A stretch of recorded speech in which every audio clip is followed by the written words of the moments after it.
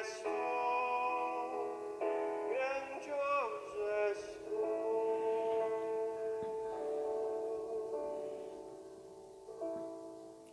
Muito boa noite, então, para quem chegou depois, nos últimos minutos.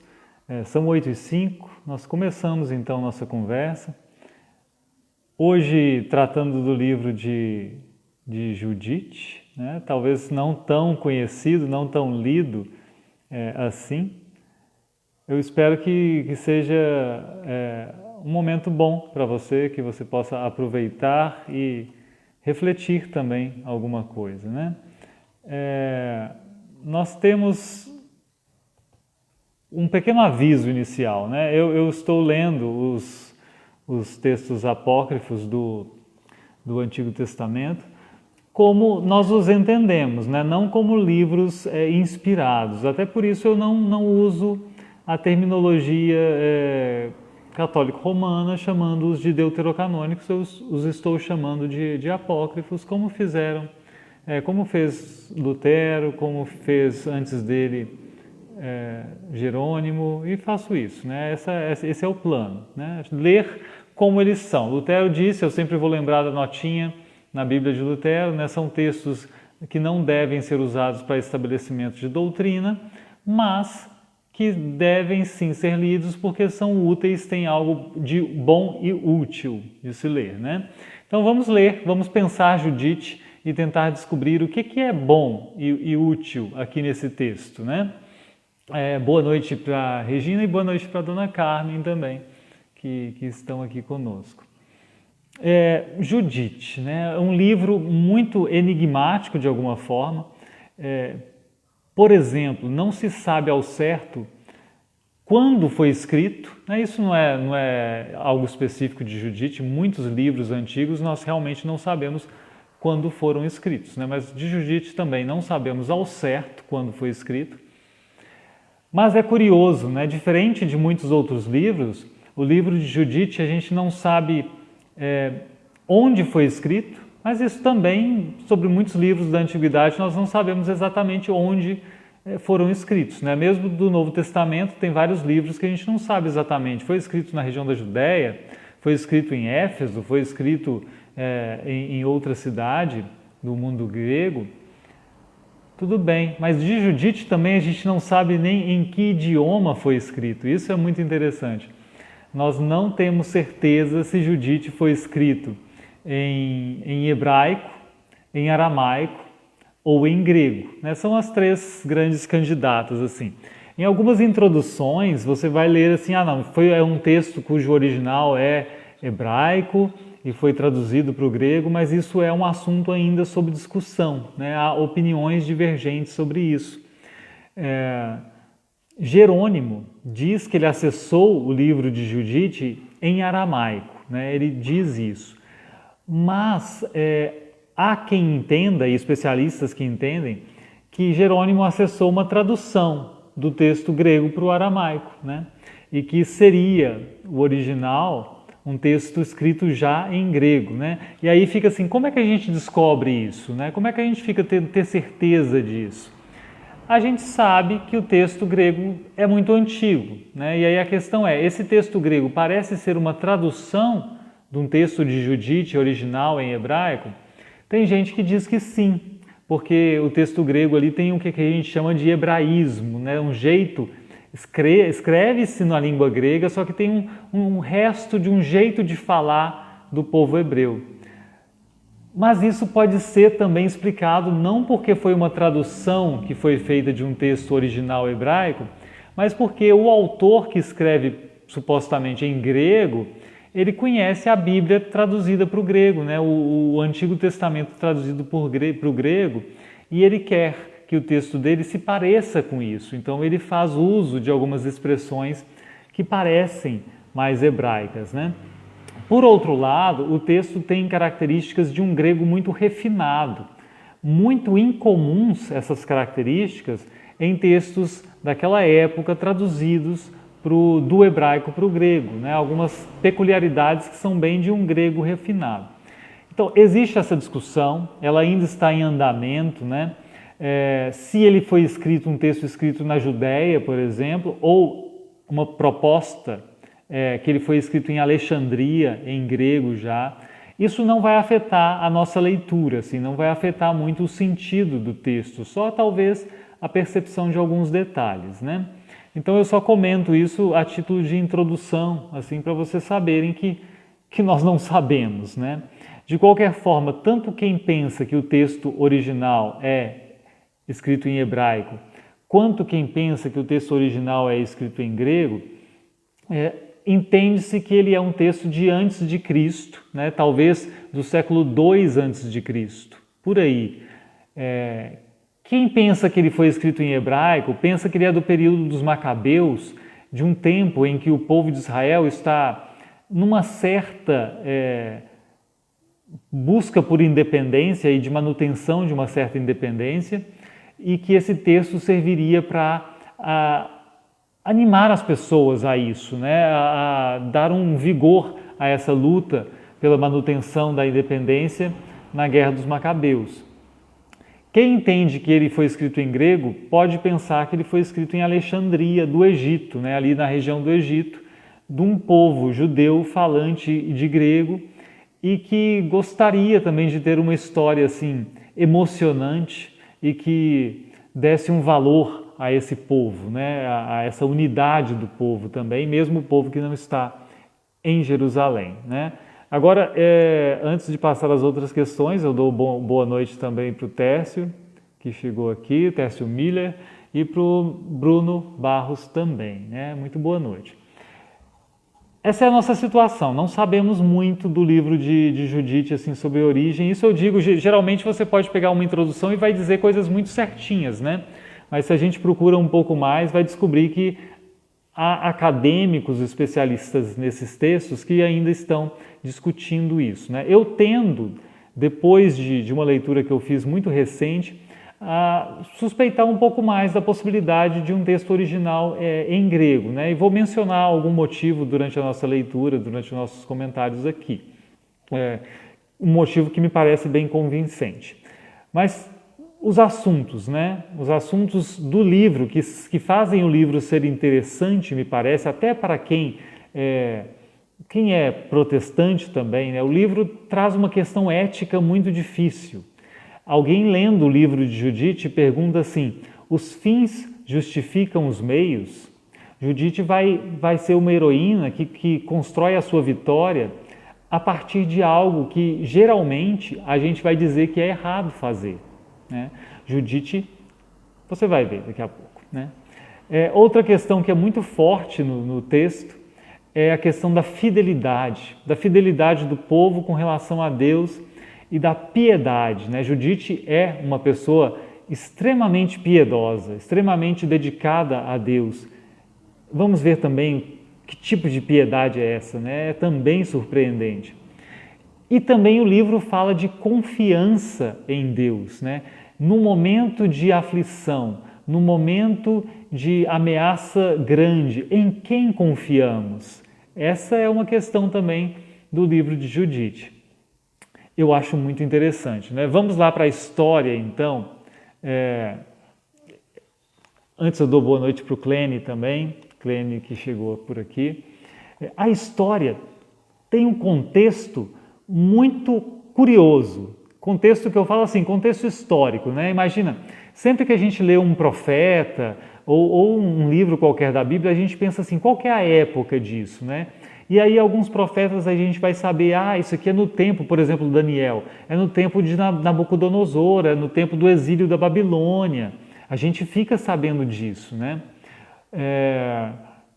E aí a gente vai perguntar para o livro de Judite, qual que é o seu contexto, o livro de Judite? E o livro de Judite bota a gente num labirinto total, porque ele vai dizer assim, olha, Nabucodonosor era rei da Assíria nesse tempo. E a gente já se assusta assim, como Nabucodonosor nunca foi rei da Assíria, ele foi da Babilônia. Então por que a Síria aqui, né? Aí a gente pode pensar assim, vai ver que está dizendo a Síria, mas por outro motivo, está pensando na Babilônia. Mas aí depois ele diz assim que Nabucodonosor reinou sobre Nínive, ele reinava sobre Nínive, Só que historicamente, Nínive, que é uma cidade assíria, foi destruída pelo pai de Nabucodonosor. Percebe isso? O contexto histórico, ele é um labirinto, porque ele não faz sentido nenhum.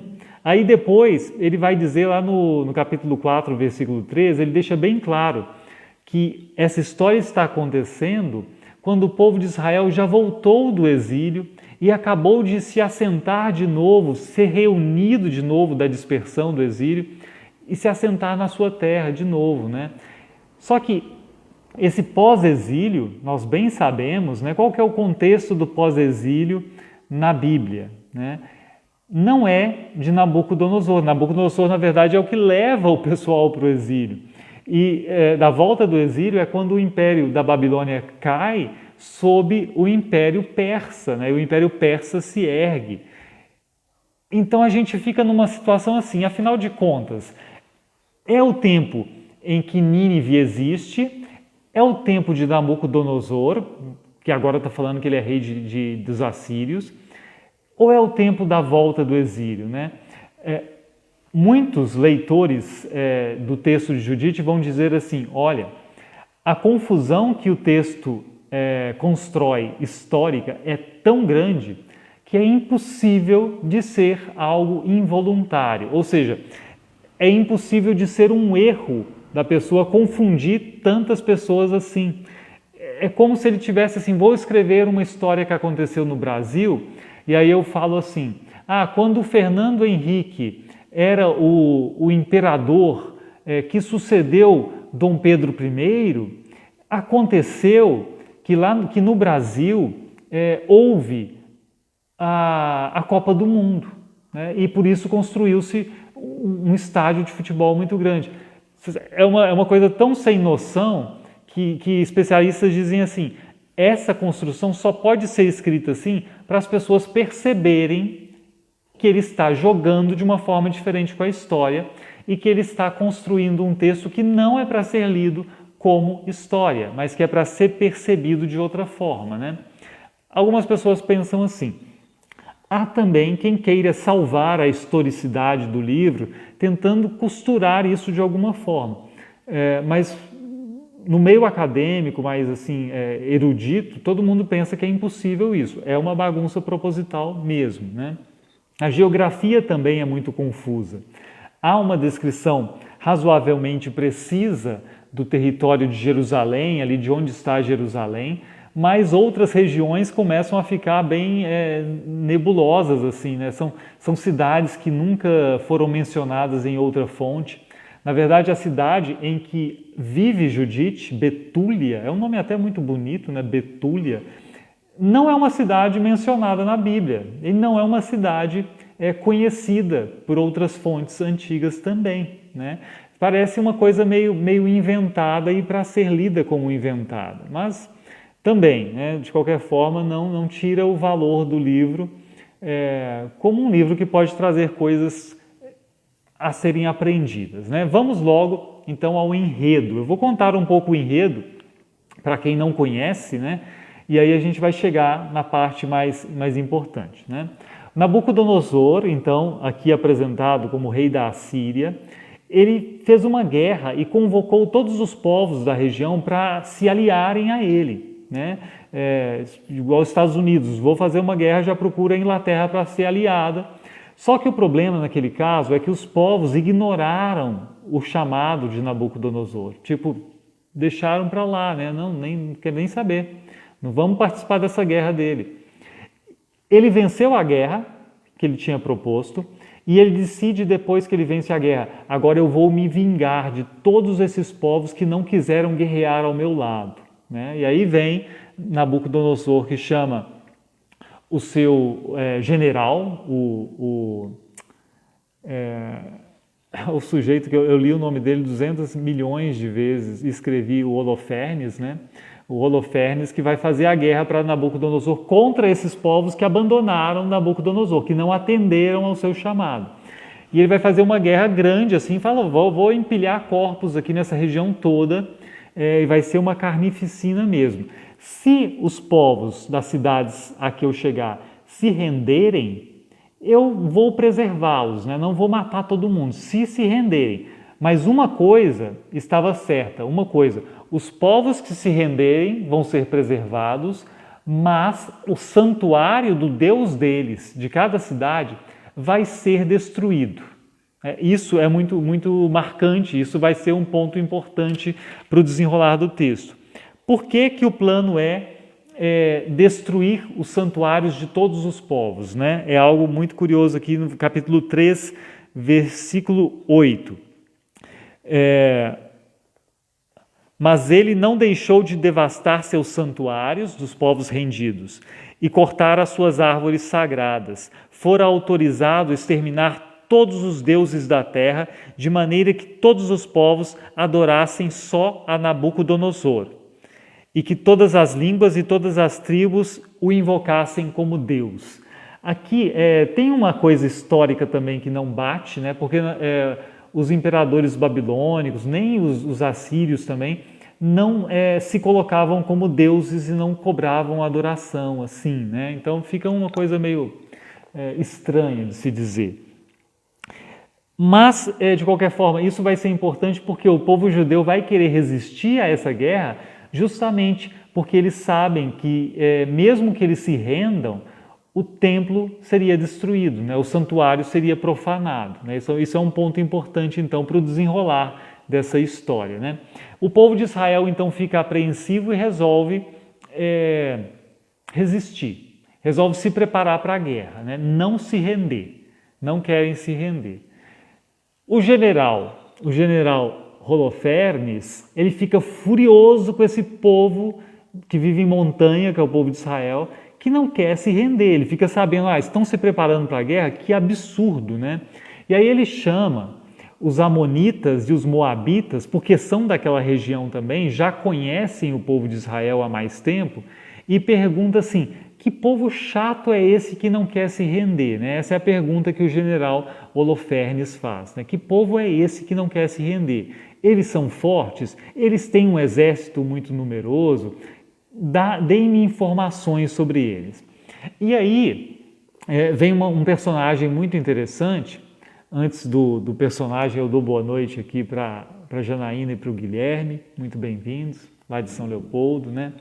Esse personagem interessante é o Aquior. Aquior, ele é um amonita, ele é o líder dos amonitas, e ele dá um conselho para o general Holofernes, um conselho muito sábio. Ele fala assim, olha, esse povo aí, esse tal de povo de Israel, eles só perdem as guerras quando eles pecaram contra o Deus deles. Se eles não pecaram contra o Deus deles, o Deus deles protege e faz com que eles vençam a batalha. Então fiquem atentos, porque pode ser que eles estejam sendo fiéis ao Deus deles. Nesse caso, não tem para você Holofernes. E aí vocês vão ser destruídos. Né? Isso é o conselho que o Aquior dá para o general Holofernes. Um conselho verdadeiro, a gente vai ver, verdadeiro, mas que faz com que o Holofernes fique mais furioso ainda. Porque ele diz assim, quem és tu, Aquior?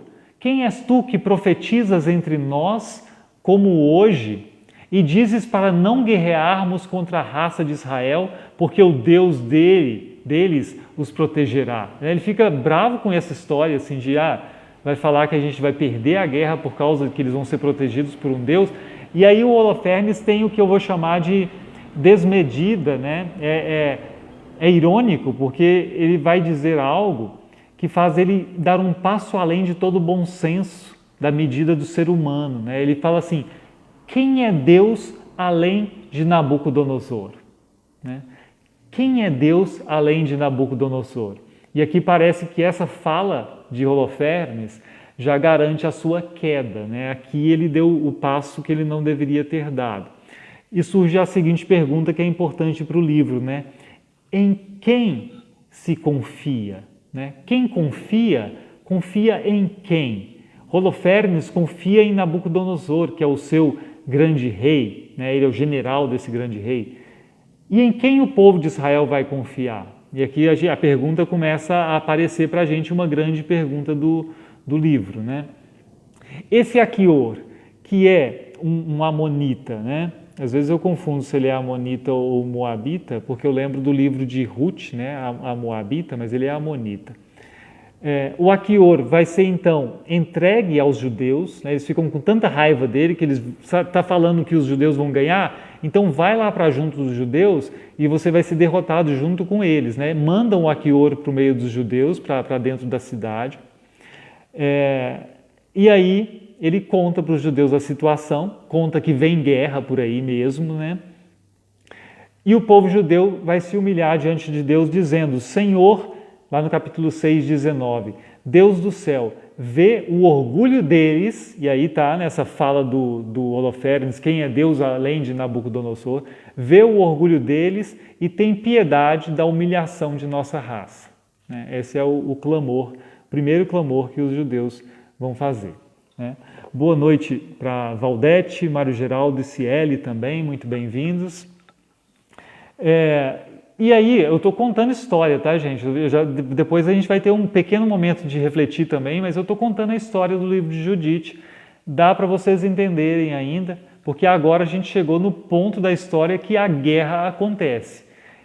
O que Holofernes vai fazer? Ele faz um cerco à cidade de Betúlia.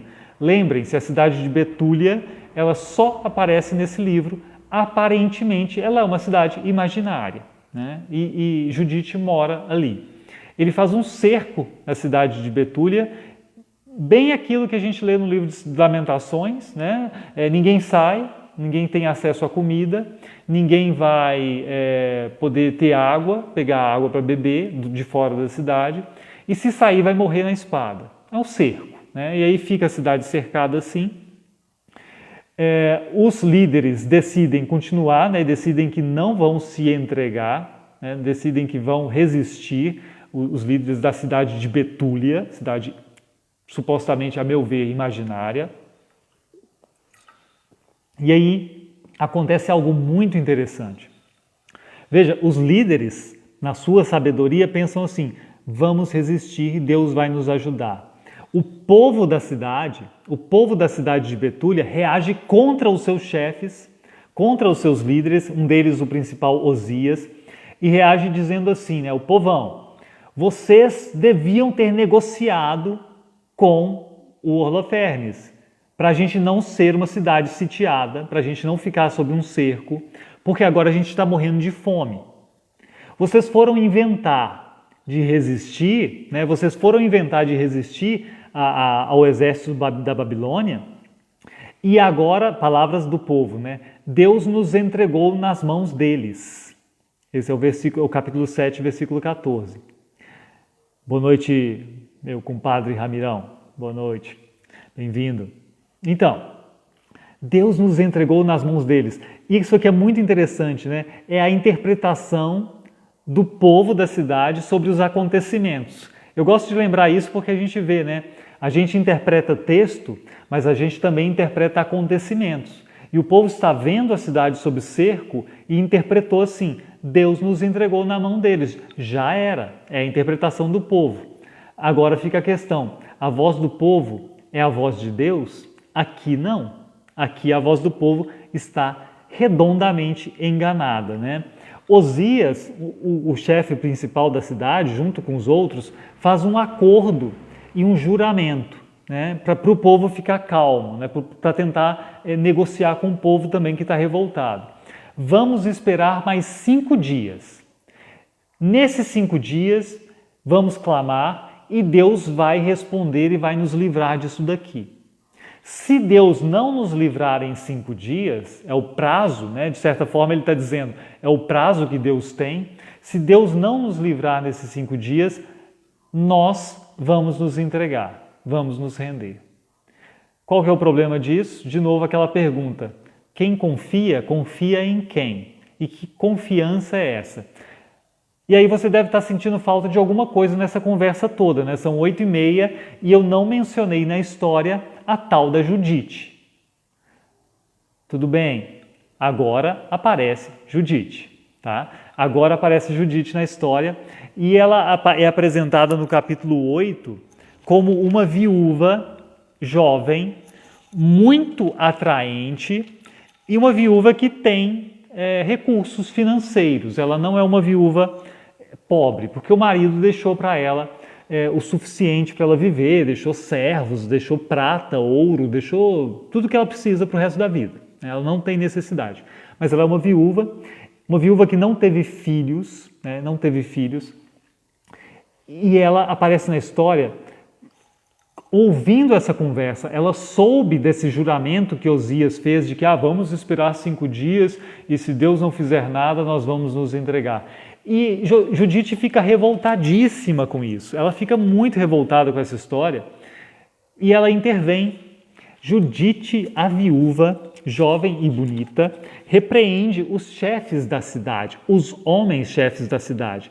E ela repreende com palavras muito fortes, dizendo assim: quem sois vós que hoje tentais a Deus e vos colocais acima dele no meio dos filhos dos homens? Agora colocais à prova o Senhor Todo-Poderoso. Jamais compreendereis coisa alguma, se não descobris o íntimo do coração humano e não entendeis a razão e o seu pensamento. Como então penetrareis o Deus que fez todas as coisas? E ela defende aqui que os desígnios de Deus são incompreensíveis para o ser humano e que o ser humano não tem o direito de colocar Deus à prova, né?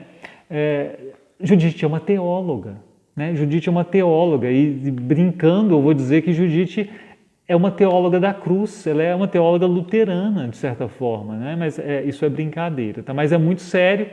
É muito sério a percepção e a sabedoria que ela tem e a coragem de repreender os chefes do povo, né? E ela diz mais: se Deus não quer nos socorrer em 5 dias, Ele tem poder para fazê-lo no tempo em que quiser, como também pode nos destruir diante dos nossos inimigos. Ela quer ser submissa a Deus até as últimas consequências.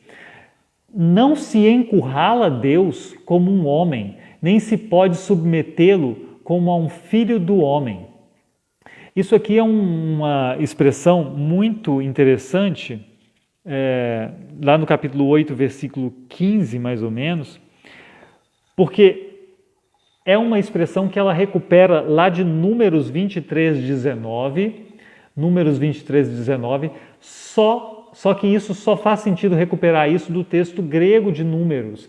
E isso aqui é um argumento para Judite ter sido escrita, do livro ter sido escrito em grego, porque ela só faz essa referência aqui de Deus não ser encurralado, de Deus não ser enganado, porque o autor está lendo o texto grego de Números, né, e não o texto em hebraico, né? Então isso tende a favorecer a ideia de que o texto está sendo escrito em grego a partir de um diálogo com a Torá em grego também, né? O que torna um pouco plausível que a origem seja de Alexandria. Tudo bem, continuemos aqui com a fala de Judite, né?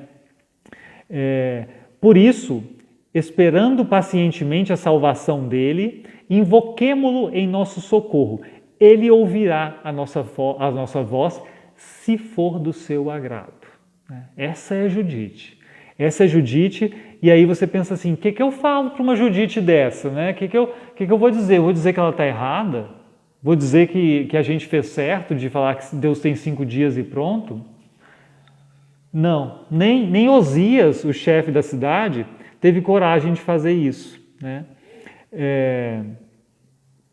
Tem só mais um detalhe aqui que Judite tem como argumento fortíssimo também. Lembrem-se que eu disse que eles iam destruir os santuários todos, né? Mesmo em caso de rendição. E aí ela diz lá no 8:21, se formos capturados, assim também será toda a Judéia, e nosso santuário será saqueado, então nosso sangue deverá responder por sua profanação. Ou seja, se nós formos covardes e nos rendermos para preservarmos a nossa vida, o templo do Senhor será destruído. E aí nós seremos culpados por isso. E aí sim, nós vamos sofrer porque nós fomos culpados pela profanação do templo do Senhor. Judite é piedosa aos extremos, né? E aí ela termina o seu argumento dizendo: nós não podemos colocar Deus à prova. Nós, humanos, é que estamos sob prova. Deus que nos colocou em prova agora. Nosso lugar não é de provar a Deus, mas é de saber que estamos sendo provados por Ele. E aí Osias vai reconhecer a sabedoria de Judite, você é sábia mesmo. Ele vai dizer: há muito tempo todo mundo da cidade sabe, Judite, que você é muito sábia e inteligente. Ninguém tem dúvida disso. E você está certa. Você está certa. Você tem razão. Esse juramento não deveria ter sido feito de 5 dias, prazo para Deus, mas ele foi feito já, eu não posso voltar atrás por causa do povo da cidade. E aí ele pede: então Judite, por favor, ore para que a situação mude, para que a coisa se resolva, mas o juramento permanece, 5 dias é o prazo. E aí Judite diz assim: vou fazer uma coisa surpreendente que vai fazer com que eu seja lembrada por todas as gerações do nosso povo. Mas eu não vou contar antes, eu não vou contar o que eu vou fazer. E aí muda a cena, Judite vai fazer o quê? Judite vai orar, vai fazer uma oração lá no capítulo 9. Na oração de Judite, ela fala com Deus, ela argumenta com Deus, tem detalhes muito ricos aqui, uma escolha de argumento de Judite que é muito bonita e muito inteligente. Não dá para trabalhar tudo da oração, daria só 1 hora só dessa oração. Eu só menciono assim, ela fala com Deus, né? Deus, ó meu Deus, ouve-me que sou uma pobre viúva. Isso na tradução da Bíblia de Jerusalém. Não é uma boa, talvez, escolha do termo pobre. O termo pobre não está nem no texto grego, nem no texto da Vulgata latina. Tá? Em latim e grego não está o termo pobre, ele só diz: ouve porque eu sou uma viúva. A ideia de pobre e viúva não encaixa bem, porque Judite, como nós vimos, não é pobre, né? Mas ela está argumentando: ouve essa viúva aqui e me socorre, né? Lembra que Deus manda na própria lei que as pessoas socorram as viúvas, né? E agora elas falam: eu sou viúva, Deus, me socorre aqui, me escuta, né? No 9, versículo 7, tem uma coisa muito bonita. Judite 9, 7, ela diz assim, né? Eis os assírios. Ela está chamando de assírios porque o livro chama Nabucodonosor de rei dos assírios. Eles se prevalecem do seu exército, gloriam-se de seus cavalos e de seus cavaleiros, orgulham-se da força de seus infantes, confiam no escudo e na lança, no arco e na funda, e não sabem que tu és o Senhor que põe fim às guerras.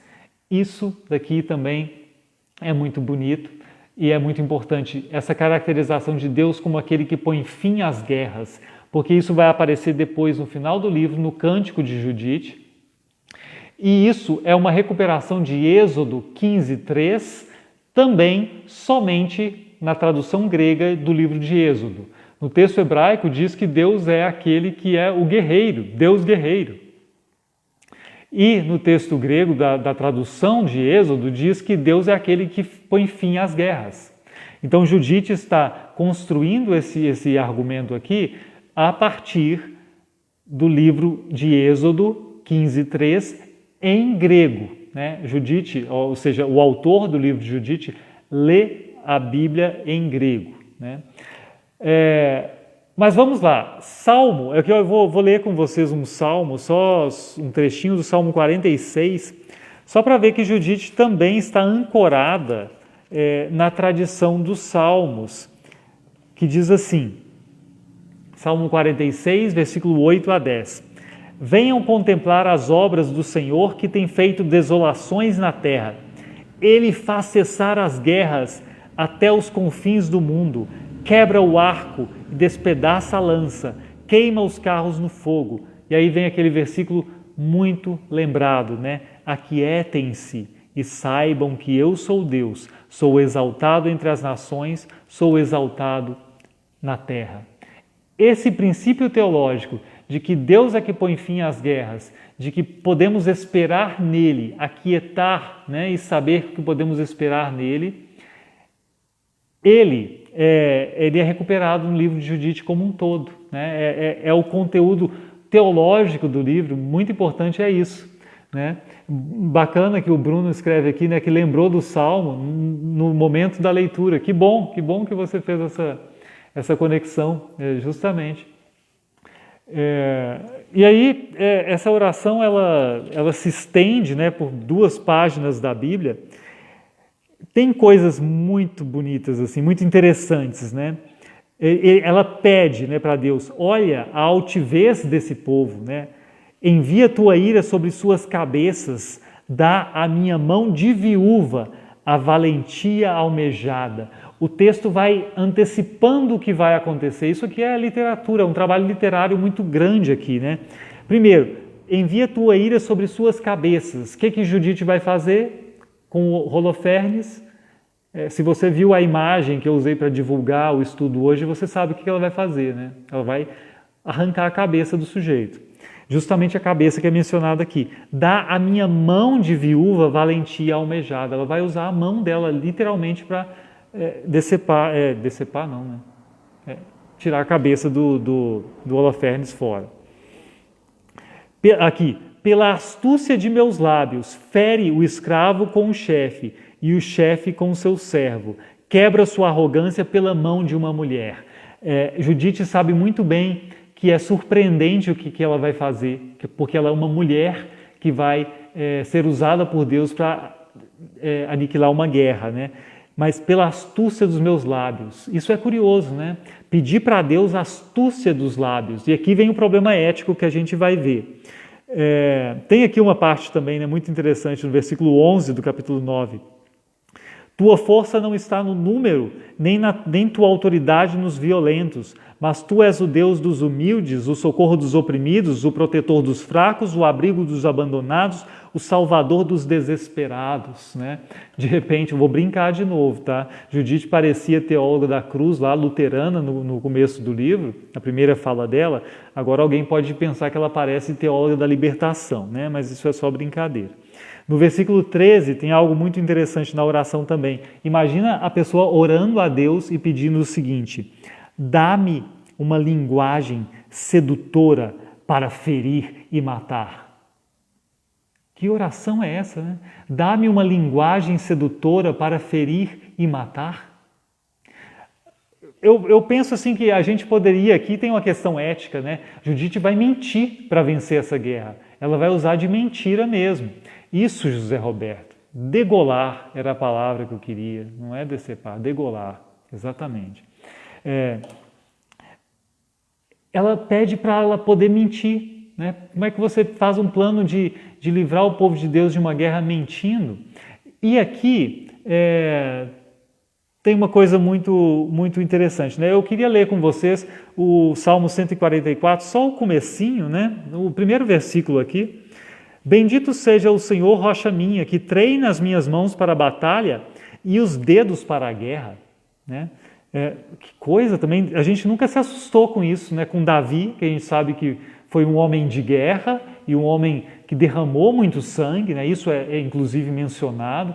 Davi que matou muita gente, literalmente, e ele diz que Deus treina minhas mãos para a batalha e os meus dedos para a guerra, né? Eu não consigo ler isso sem ser muito literal, né? Hoje a gente espiritualiza esse salmo, claro, né? A gente não está pensando em guerra mais, mas para Davi, né? Esse é um salmo de Davi, Salmo 144, pode ser visto como algo bem concreto, né? Então, eu não sei se seria errado, Judite, né? Se eu posso clamar a Deus para me ajudar a guerrear com espada e com exército, por que não pedir a Deus para usar outra arma que eu tenho, que nesse caso aqui do versículo 13 é uma linguagem sedutora, né? Depois eu acho que Judite, essa é uma proposta que eu nunca não vi ninguém fazendo isso, mas hoje, durante minha reflexão, me pareceu muito plausível aproximar Judite de Davi, né? De Davi, por isso também. Adiante tem mais um trecho em que isso aparece. Vou tentar adiantar a contação da história aqui, porque temos que terminar, né? Judite toma banho, né? Ela vai tomar um banho, ficar bem bonita, tirar a roupa de luto dela. Ela estava de luto, não comentei. Judite estava em luto até hoje, fazia anos que o seu marido tinha morrido, e ela permanecia vestindo o saco, colocando cinzas, ela estava naquele clima ainda. Acabou agora momentaneamente o luto, toma um banho, fica bonita, passa perfume, fica cheirosa e vai ao acampamento dos inimigos. Bonita e sedutora, lá vai Judite, né? E aí no versículo 10, 19, tem algo muito curioso também. As pessoas, quando ela chega, os inimigos não vão matá-la, ela é uma mulher simplesmente que está se aproximando, sem arma e meio inofensiva, aparentemente inofensiva. E ela seduz as pessoas com sua aparência. Fica todo mundo abismado e boquiaberto com a beleza da senhorita, né, da viúva jovem. E aí, diz assim lá no capítulo 10, 19, né? Admiravam-se de sua beleza e por ela admiravam os israelitas. Disseram uns aos outros: quem desprezaria ela? Quem desprezaria um povo que tem mulheres como esta? Não é bom ficar um só homem deles. Os que ficassem poderiam seduzir toda a terra, né? Deixar um homem vivo seria perigoso porque ele poderia seduzir toda a terra. Um homem desse povo que tem uma mulher tão bonita assim. Eu acho que tem muita ironia nessa fala que é colocada na boca deles, né? Uma primeira ironia seria assim: por que eles estão preocupados com a capacidade de sedução de um homem mais do que de uma mulher, né? Porque eles estão achando que os homens de Israel vão seduzi-los mais ainda, né? Pode ter uma certa brincadeira aqui, lembrando, né, não é do nosso ponto de vista isso, não quero trazer nosso debate sobre homossexualidade do nosso tempo para aquele tempo de forma anacrônica, mas lembrando que os judeus de língua grega já havia uma tendência a brincar jocosamente com o fato de que outros povos, principalmente os gregos, tinham a homossexualidade como normal, né? Isso eu conheço de fontes judaicas de língua grega escrevendo, debochando e criticando, né, esse uso dos gregos, né? Mas tem outra ironia, né?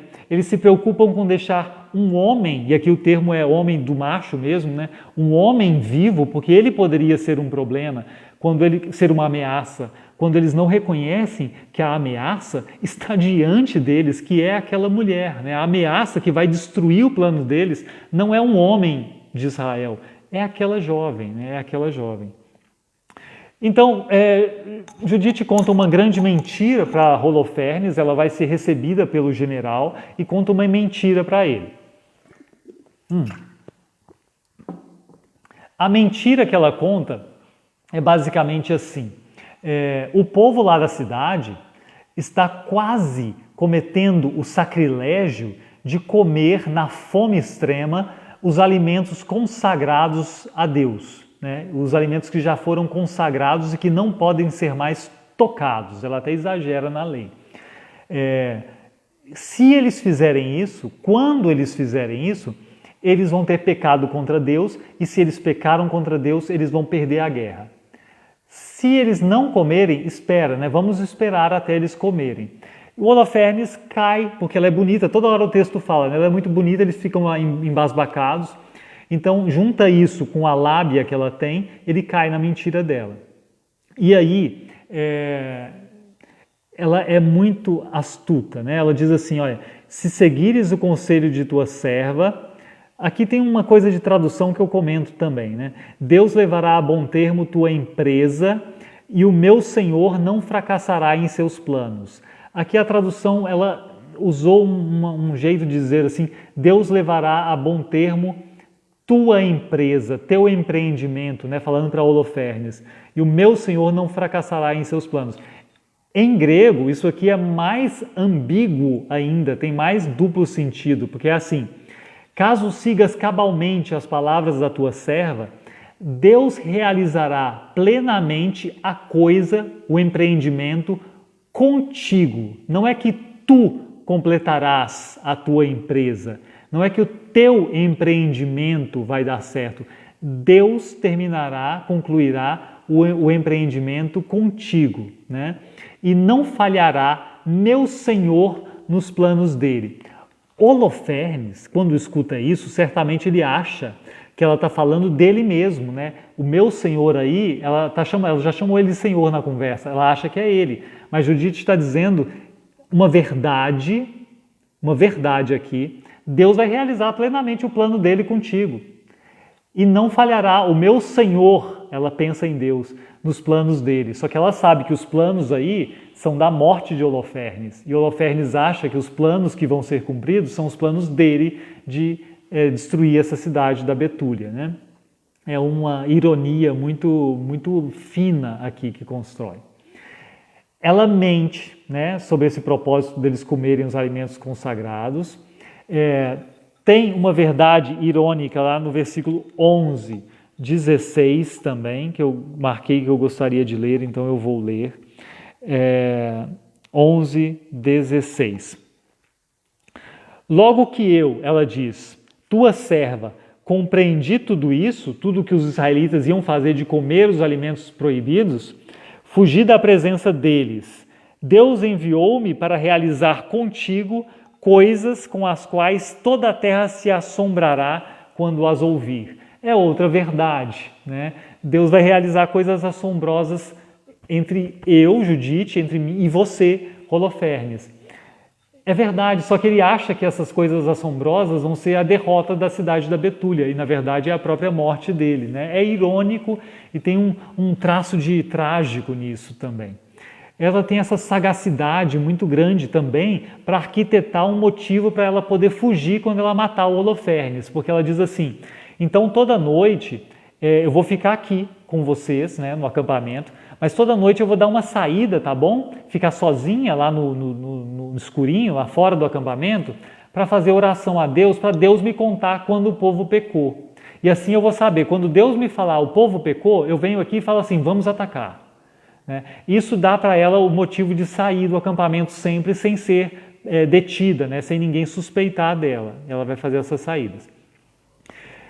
E sempre ela come separadamente na hora de comer junto com o Holofernes ali, ela come numa mesinha à parte, ela come a comida dela separada, porque ela é judia e ela preserva muito esse zelo pela lei, né? Do costume das regras alimentares, inclusive, né? Tem um monte de coisa que eu marco assim para ler. Ela diz assim, ele fica preocupado, mas e se acabar que ela trouxe alimentos lá da cidade, alimentos puros, né, alimentos puros para os judeus. E se acabar o alimento que você tem, você vai comer com a gente? E aí Judite fala assim, viva em paz, meu Senhor, pois não acabará o que tenho comigo antes que o Senhor faça por minhas mãos o que decidiu, né, anunciando a morte dele sem ele perceber também. Então, sempre que ela sai, ela faz um banho ritual, né? Ela toma um banho, né? Toda noite ela toma um banho, fica nessa assim, é um banho ritual para se limpar das impurezas que ela pode ter tocado no acampamento, ou é um banho sedutor, né? Para ficar mais atraente sempre e assim manter o seu plano de sedução, ou as duas coisas ao mesmo tempo, né? E aí, o prazo... Boa noite, Anne, que diz que não vai poder assistir agora, mas Deus abençoe, depois você assiste. Já era para eu estar nos finalmente, mas a história é muito interessante, na verdade, né? Então o prazo de 5 dias vai se esgotando, né? E aí a cidade está lá, o cara está esperando 5 dias, senão nós vamos nos render. E aí o prazo está se esgotando, mas no limite o Holofernes dá um banquete.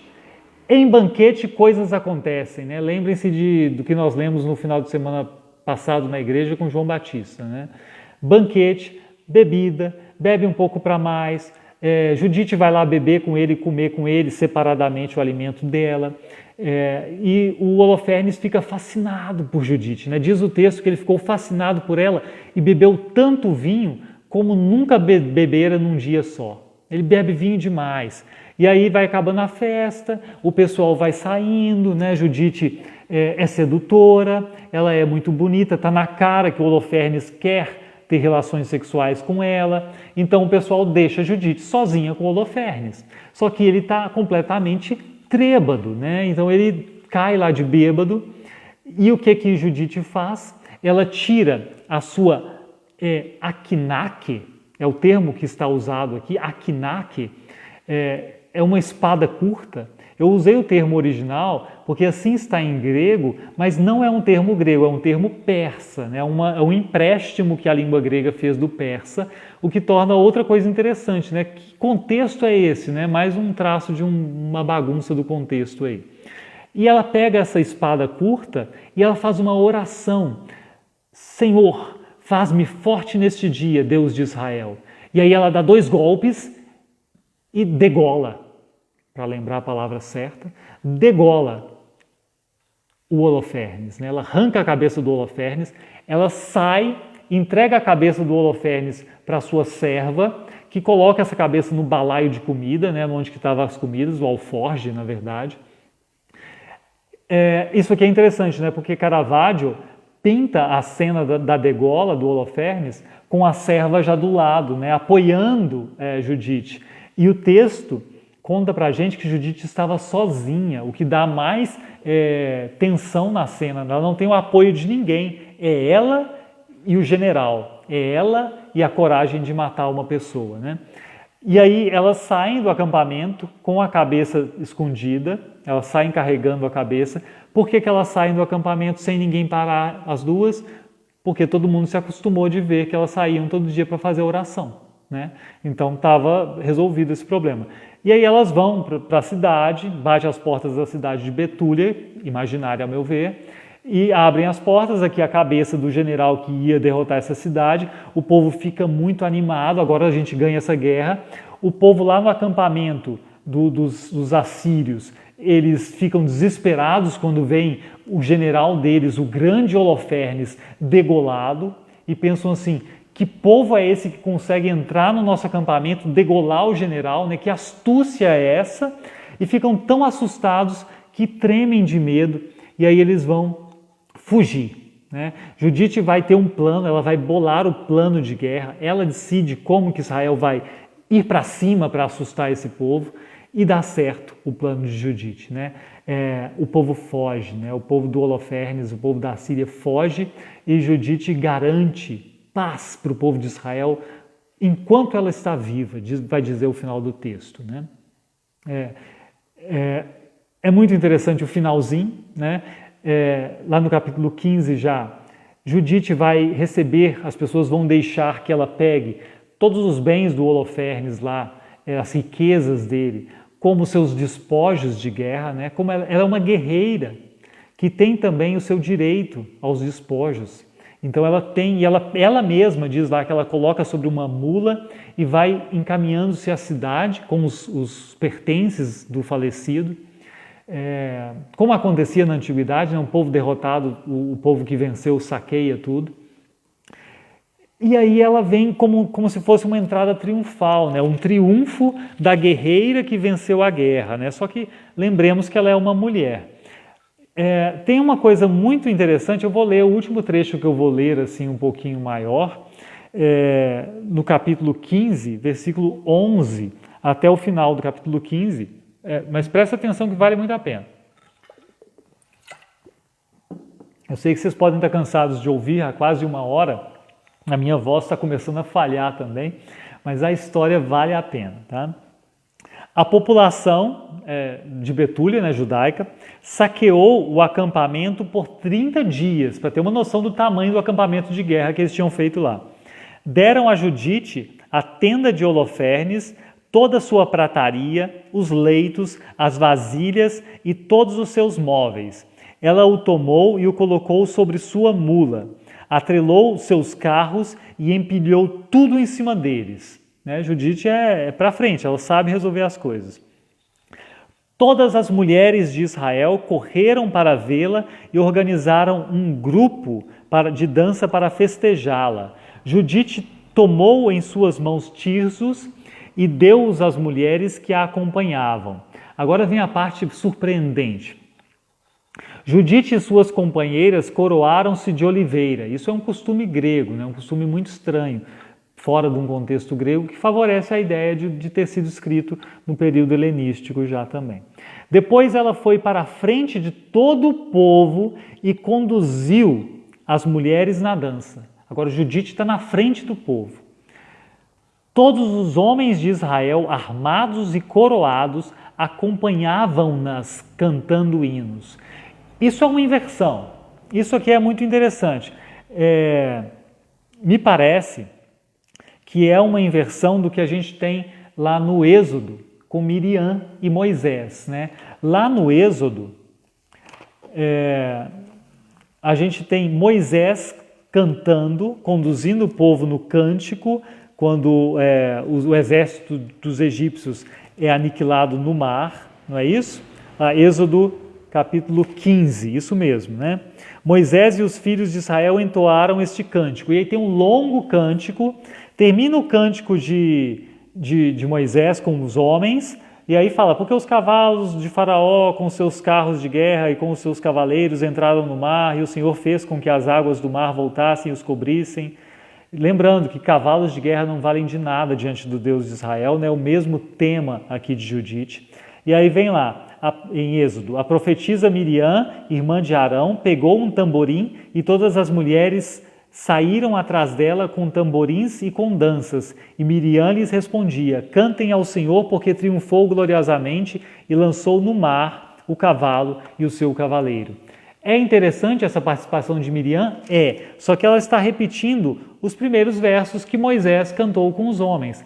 Aqui na história de Judite, os homens são coadjuvantes, eles vêm acompanhando Judite, que é a grande heroína, que está na frente dançando com as mulheres. E tem mais, Judite não canta um verso copiado do que cantou Moisés, nem nada. Ela entoa um hino gigante aqui no final também no capítulo 16, que ocupa mais de uma página. Ela canta, ela compõe o hino, né? E os homens vão só acompanhar. E aí eu vou terminando, né? Não vou ler o hino dela, eu só vou ler do hino um verso, porque a gente já leu esse verso antes na oração que ela fez lá no começo da participação dela na história, que é o seguinte: porque o Senhor é o Deus que põe fim às guerras, né? Porque o Senhor é o Deus que põe fim às guerras. No meio do povo, livrou-me das mãos dos que me perseguiam. Esse aqui é o texto, eu estou traduzindo do texto grego, porque a Bíblia de Jerusalém traduz de versões e não do texto grego, e fica um texto diferente e sem muito sentido aqui. Mas veja, essa ideia é importante para o livro de Judite, porque o Senhor é o Deus que põe fim às guerras. Não somos nós que ganhamos as guerras, é o Senhor que põe fim. E aí, por isso, esse tema é muito valoroso também e valioso para nós cristãos também, né? Saber que nas aflições, por mais que pareça sem solução, por mais que pareça haver um abandono da parte de Deus, a gente precisa recuperar a noção de que o Senhor é o dono da história e de que Ele é capaz e Ele põe fim às guerras que nos perturbam, né? Muito mais do que cavalos e cavaleiros, né? Ele não se impressiona com essas forças, porque Ele tem todo o poder, né? Agindo, e aí também o livro de Judite traz essa ideia, né? Agindo por caminhos muitas vezes inesperados. O esperado seria Deus fazer o exército de Israel crescer, receber um reforço e aí vencer a guerra, né? Deus não age da forma esperada muitas vezes, né? E o livro de Judite quer convocar as pessoas, os seus leitores, a entenderem isso e a aprenderem a confiar em Deus e a continuar confiando em Deus, né? Finda-se a história, o povo vai todo passar pela purificação.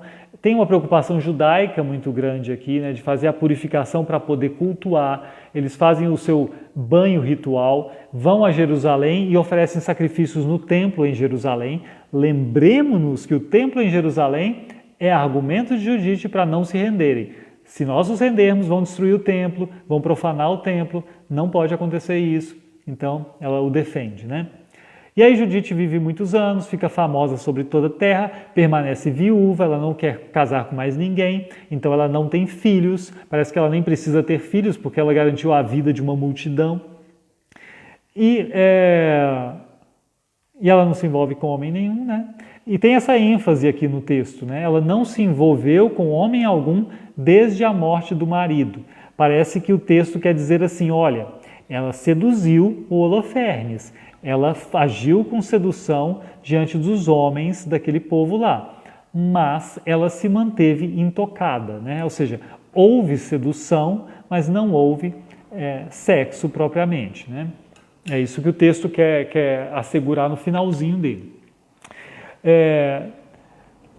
A questão ética é essa, né? Ela mentiu, né? Mas eu queria lembrar, eu não lembrei de falar, né? Davi também mentiu, né? Vocês se lembram lá da mentira de Davi para conseguir comida, né? Ele diz, o rei mandou a gente numa campanha.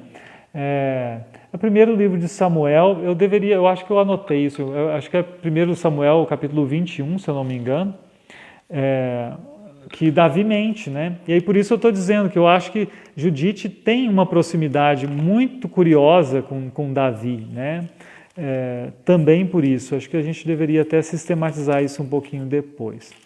Mas eu acho isso muito, muito precioso, né? Aqui. O sacerdote pergunta, né? Por que você está sozinho e ninguém veio com você? Davi respondeu ao sacerdote, a Aimeleque, o rei me deu uma ordem e me disse que ninguém deveria saber porque ele me enviou e qual a tarefa de que ele me incumbiu. Quanto aos meus soldados, combinei que me encontrassem em tal e tal lugar. Agora, o que você tem à mão, dê-me 5 pães, ou o que puder encontrar. E aí, Davi vai comer dos pães que não poderiam ser comidos por mais ninguém, né, que eram para aquele uso específico no culto. Davi mentiu aqui, né? O rei não mandou Davi, o rei na verdade estava perseguindo Davi.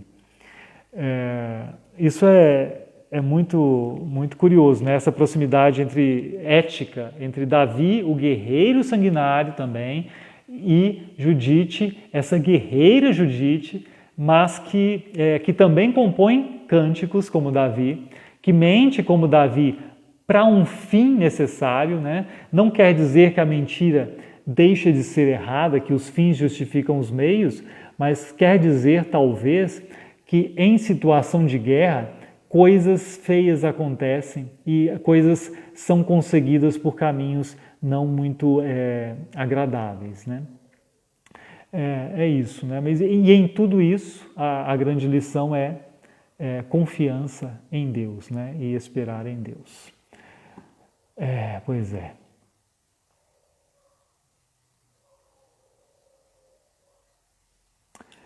Tem uma pergunta aqui do Tiago, né? Cadê? Deixa eu ver. É que ficou grande o texto, não aparece todo para mim, né?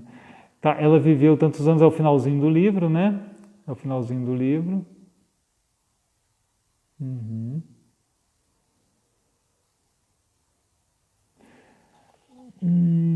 Devemos rejeitar essas peculiaridades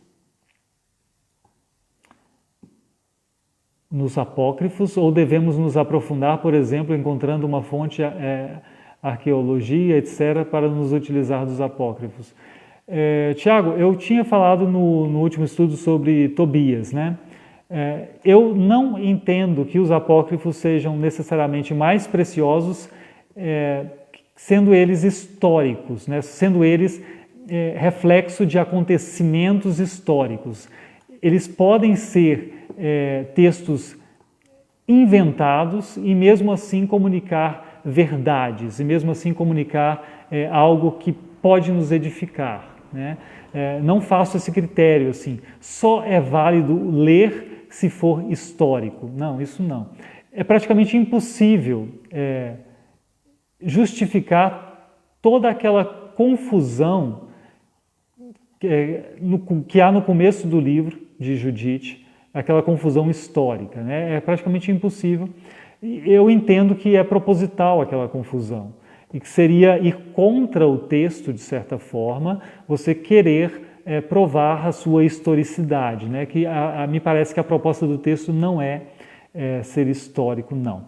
E também não estou fazendo esses estudos dos textos apócrifos tentando reabilitá-los, né? Eu não quero ir contra o que está definido na edição da Bíblia de Lutero, do que foi feito lá.